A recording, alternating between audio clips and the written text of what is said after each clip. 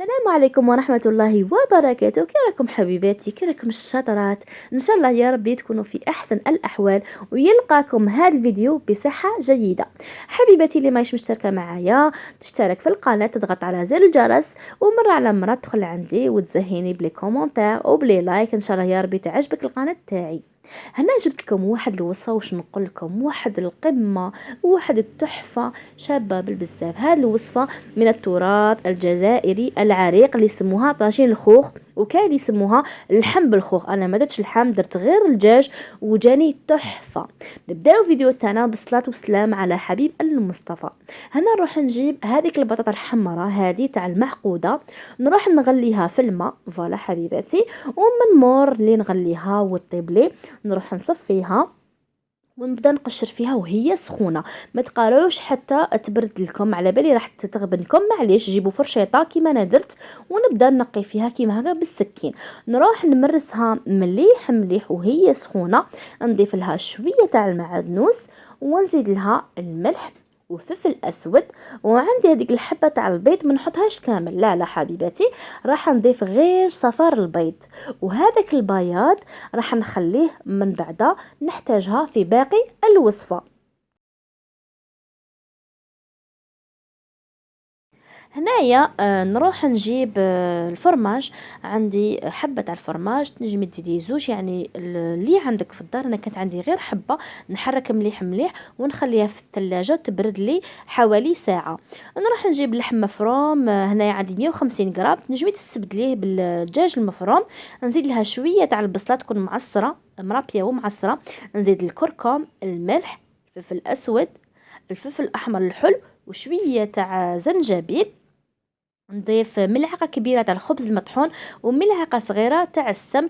نزيد لها فص تاع ثوم رابيته فوالا كيما راكم تشاهدوا، والمعدنوس. ونروح نعجن مليح مليح كلش.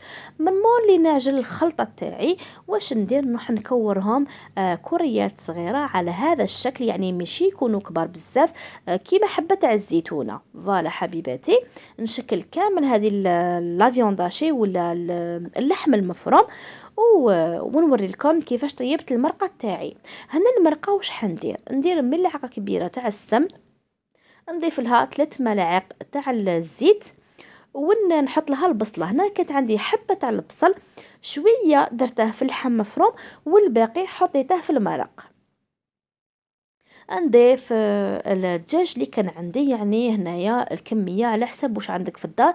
تنجمي تاني تديري اللحم المفروم. نقلي شويه البصل تاعي ومن بعد تيك نجيب فص تاع ثوم نربيها كيما هكا. شوفوا حبيباتي، توجور ديروها قاعده، قلوا البصل تاعكم باش ديروا الثوم، سينو راح ينحرق لكم فوالا حبيباتي. وهنايا نجي نتبلها، نحط لها شويه تاع فلفل اسود، شويه تاع الملح، شويه تاع الكركم، وشويه تاع الزنجبيل، وعود تاع قرفه يكون شويه صغير.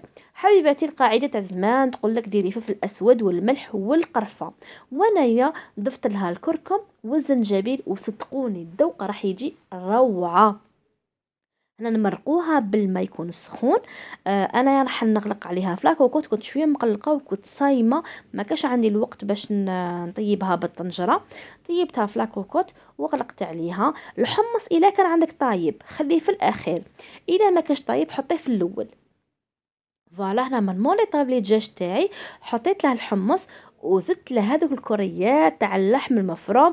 وكيما نعرفوا اللحم المفروم ما فيهش الروح، ما راحش يطول، يشدك حوالي 10 دقائق. نخلوه يطيب ومن بعد من يطيب نروح نصفوه ونحطوه في طبسي فوالا حبيباتي. من موراها نروح نجبد هذيك البطاطا اللي خليناها تبرد مليح مليح.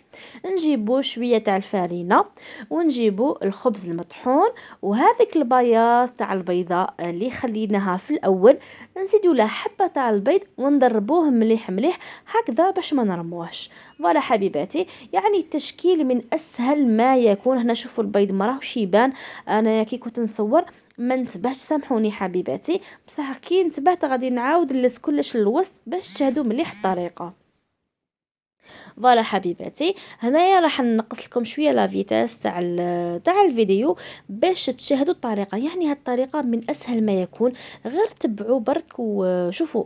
خير النوعيه تاع البطاطا تكون مليحه وخلوها تبرد مليح مليح. هنا واش حندير كميه تاع البطاطا كي شغل حبه تاع الخوخ. فوالا نبلاطيها ونحط لها هذيك لا فيوند اشي ولا البولي اشي اللي كان عندكم. نغلفها فوالا بهذه الطريقه، نكورها مليح مليح على هذا الشكل. فوالا ومن بعد تيك نروح نرمدها في الفرينه اللي هي الدقيق الابيض. نرمدها مليح مليح ونصفيها من الزايد. يعني انتم ماذا بيكم هذيك الفرينه ما تطيح لكمش في البيض. فوالا ونحطوها في البيض، نغلفوها بالبيض ونصفوها ونحطوها في الخبز المطحون. شوفوا حبيباتي، كي تجوا تحطوا هذه الكريات تاعكم في الطبسي ما تنساوش تدردروا شويه تاع لا شابلور باش ما تلصق لكمش الحبه. فوالا حبيباتي، نكمل هنايا الحبه الاخيره. يعني انا مشينا هاد الحبه ماشي الاخيره بصح الطبسي هو اللي غادي نسبق فيه. فوالا حبيباتي، باش نوري لكم كيفاش شكلتهم. يعني راهو باقي اون ديرنيير ايتاب باش نحطوه في الكونجيلاتور. نحكموا هذيك الحبه تاعنا ونجيبوا مغرفه ولا فرشيطه بالظهر تاعها، نديروا هذاك لو تخي في الوسط، نديروا خط فوالا كي من هكذا ونوسعوه. نحاولوا كيفاش نوسعوه باسكو على بالكم حبيباتي هذه راح نقلوها وكي تتقلى راح تتغلق شويه، يتسمى نوسعوا شويه الحبه. انايا نتقبها هنايا غير بالصبع تاعي الصغير باش تجي على شكل خوخه. كاين زوج تاع الاشكال راح نوريها لكم. كاين هذا الشكل يجي واقف، وكاين شكل اخر يجي راقد، خوخه واقفه وخوخه راقده. المهم حبيباتي راح نكمل لكم كي من هكذا وراح تشوفوا الطريقه بعينيكم.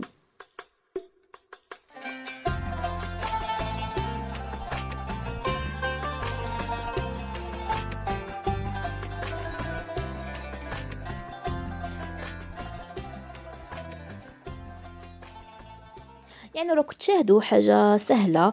برك الواحد يحط راسه وكي تبغوا تعلموا ديروا في راسكم مليح مليح باللي راح تخرجوها كيما يبغي الخاطر. وهنايا نروحوا للنوع الثاني. هنايا راح نحاولوا نشكلوها على شكل فريزه. فوالا بصح كاين الخوخ اللي يجي طويل، انا غير بغيت نفهمكم بطريقه اسهل. فوالا نديروا كي المثلث من تحت كي من هكا ونخلوها بيان بومبي. وهنايا الفوقه راح نثقبها بالصبع تاعي الصغير فوالا على هذا الشكل. ونكمل بهذاك لو تخي اللي يجي في الوسط. ويعني بيناتنا حبيباتي انا نفضل هذا الشكل، يجيني راقي ويجيني شباب بزاف ويقرب لي بزاف للخوخ على الاخر اللي يجي واقف ما يعجبنيش، ما باليش علاش. المهم نتوما ديروا الحاجه اللي تعجبكم، واقف راقد المهم يجي بنين. هذا هو الخوخ تاعي. من مور اللي شكلتهم نروح نحطهم في المجمد لمده ساعتين باش يبرد لي مليح مليح. ومن بعد نولي لكم حبيباتي.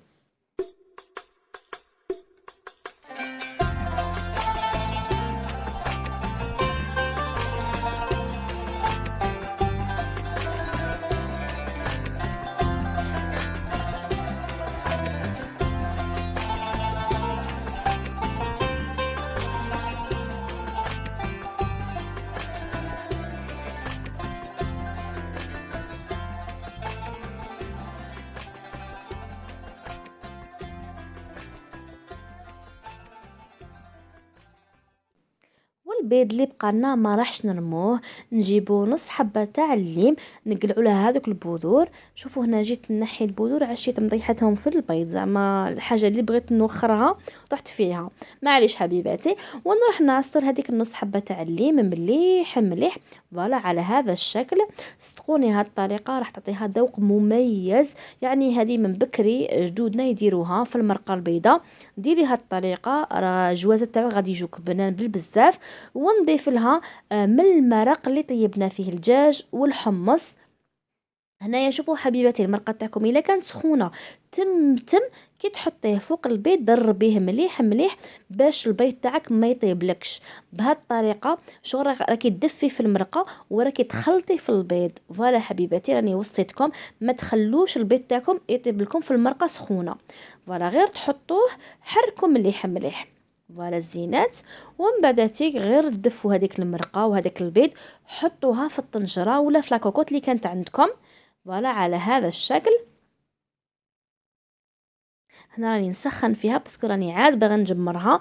ما نبغيش المرقه تكون هكا شورورو، يعني الماء الزغاريد كما يقولوا ناس السمان. نخليها تعقد لي مليح مليح باش تجيني بنينه. وما ننساش نحط هذو الكريات تاع اللحم المفروم اللي بقاولي. انا يا حبيباتي برب حبه تاع بطاطا متوسطين جاوني 14 خوخه. وشوفوا شحال بقالي لا فيونداشي، تسمى الا كثرت البطاطا يا حسره يجيني خير والخمي الله يبارك. فوالا نخليه هنا يعقد مليح. ونروح نشوف الخوخات تاوعي هنا صاي جمدوا راهم لاباس عليهم. نروح نجيب الزيت نسخنه مليح مليح. فوالا حبيباتي انا وصيتكم سخنوهم مليح مليح. حطوا الحبه الاولى وجربوا، الى ما فتحت لكمش سما راكم نجحتوا في العمليه. كملوا حطوا الخوخات الثانيين، حطوا خواتاتها معاها يتقلاو. وهنايا نورمالمون تنقصوا النار.